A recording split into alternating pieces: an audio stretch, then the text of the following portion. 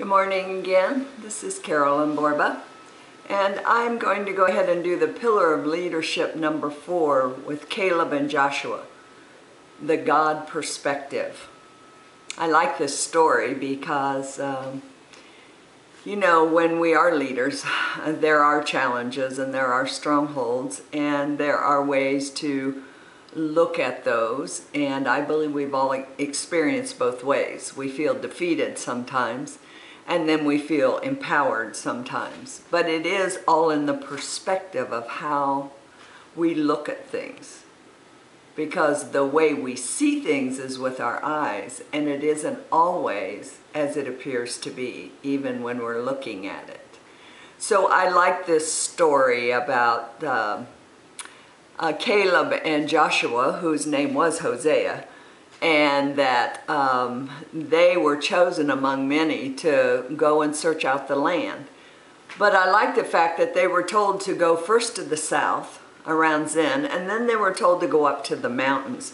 So they had surveyed quite a bit of land from what I read in the Word, and that I don't know what they were seeing with their eyes other than apparently it was quite a beautiful countryside, or God would not have promised they were going to give that to them if they were obedient. So we know that it's like milk and honey that God tells us, and so when they Caleb and Joshua were looking, they were seeing wonderful, beautiful things.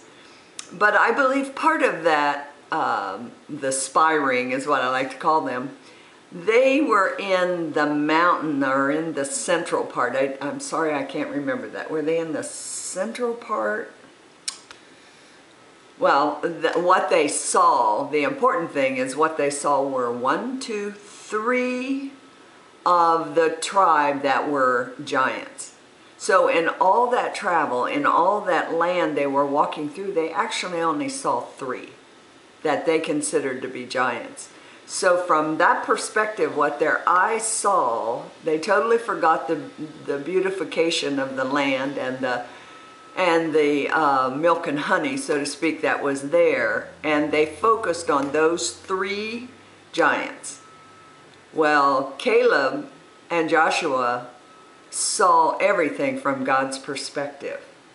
And you know, I would pray that as a worshiper, that when we worship God, that we not only would see Him, do we picture Him seated in the heavenlies, or us seated with Him in the heavenlies?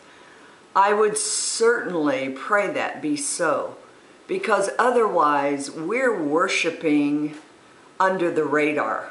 We're worshiping at a level of existence that is consuming us. We want to be a level 10. We want to see ourselves in the heavenlies, because that's our future home forever. And that's where we will be worshiping around the throne forever. So I would pray so, that as dancers and worshipers, that we see ourselves as the child of God, empowered by the Holy Spirit, worshiping the King of Kings and Lord of Lords, because we picture ourselves there with our Father. Thank you, Will. Thank you again for the study. Blessings.